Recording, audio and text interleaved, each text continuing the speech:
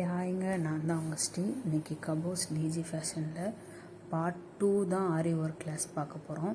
So நான் first நீடியில் எப்படி பிடிக்கணும்னு சொல்லித்தரேன். இதில் டூலிப்புன்னு சொல்லி ஒரு பக்கம் இருக்கும், நம்பர் சொல்லி ஒரு பக்கம் இருக்கும்.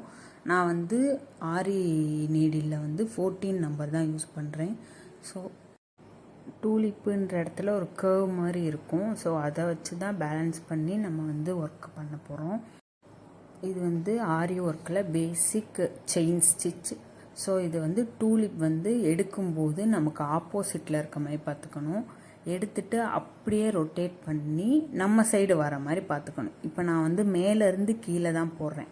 அப்போ டூலிப் நம்ம சைடு தான் இருக்கும் மேக்ஸிமம். நம்ம அந்த செயின் ஸ்டிச்சில் மேலே எந்த அளவுக்கு போடுறோமோ அதே அளவுக்கு கீழே நம்ம நூல் கொடுத்தா மட்டும்தான் நமக்கு மேலேயும் அழகாக அதே மாதிரி வரும். இது ரொம்ப ரொம்ப முக்கியமான ஸ்டிச்சு. ஏன்னா ஆரி ஒர்க்லேயே பேசிக் ஒர்க்கு இதுதான். இது எல்லா ஒர்க்குமே பண்ணுறதுக்கு யூஸ்ஃபுல்லாக இருக்கும். இதுதான் மெயினே ஆரி ஒர்க்கில், இந்த ஒர்க்கு தான். இதை வச்சு தான் நம்ம எந்த டிசைனாக இருந்தாலுமே நம்மளால் போட முடியும். பீட்ஸ் எல்லாம் ஒரு பக்கம் நம்ம போட்டாலும் இதுதான் மெயின் ஸ்டிச்சு. இந்த ஸ்டிச்சை மெயின்டைன் பண்ணுங்கள். இது ரொம்ப ரொம்ப இம்பார்ட்டண்டான ஸ்டிச்சு. ஸோ நல்லா இதை பேசிக்காக கற்றுக்கோங்க. அதுக்கப்புறம் நீங்கள் நெக்ஸ்ட் லெவல் போகலாம். ஆனால் இதை ரொம்ப ரொம்ப முக்கியமாக நீங்கள் கற்றுக்கணும். இதை கற்றுக்கிட்டா தான் ஃபுல் அண்ட் ஃபுல் உங்களுக்கு ஒர்க்கு பியூட்டிஃபுல்லாக வரும்.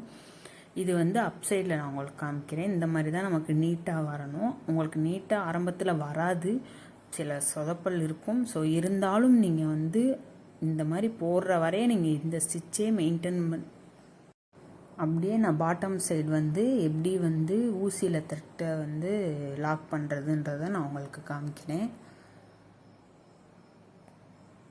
ஸோ இதான் கீழே.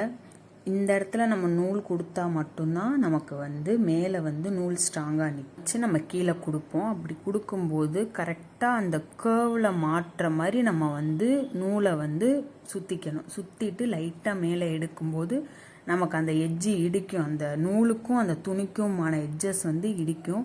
ஸோ அதை அப்போ எடுக்கும்போது ஒரு டேர்ன் பண்ணி எடுத்தோம் அப்படின்னா நமக்கு அந்த செயின் ஸ்டிச் நமக்கு அழகாக வரும்.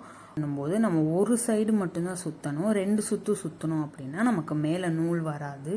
ஸோ சுற்றும் போதே நம்ம கரெக்டாக ஒரு சுத்தாக சுற்றுறது நமக்கு அது ஈஸியாக இருக்கும்.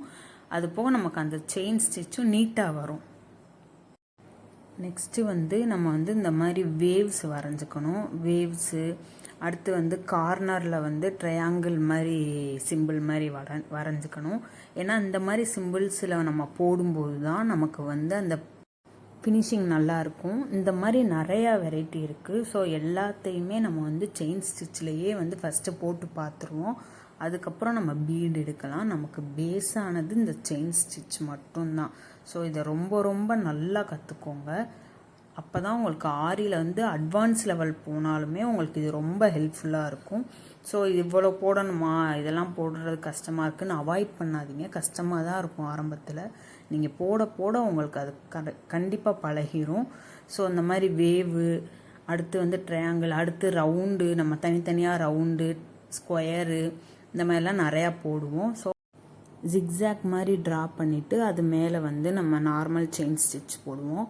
இது கார்னரில் நம்ம எப்படி ஃபினிஷிங் அழகாக கொடுக்கறது அப்படின்றத நான் போட்டு காமிச்சிருக்கேன்.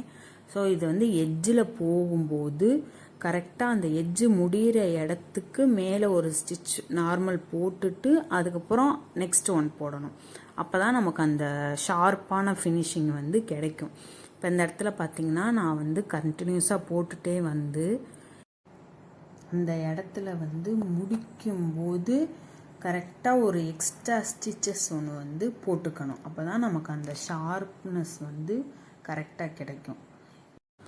ஸோ ஆரி ஒர்க்கு ஃபுல்லாமே நான் உங்களுக்கு கிளாஸஸாக சொல்லித்தர போகிறேன். மறக்காமல் என் சேனலை சப்ஸ்கிரைப் பண்ணிக்கோங்க. தேங்க்யூ.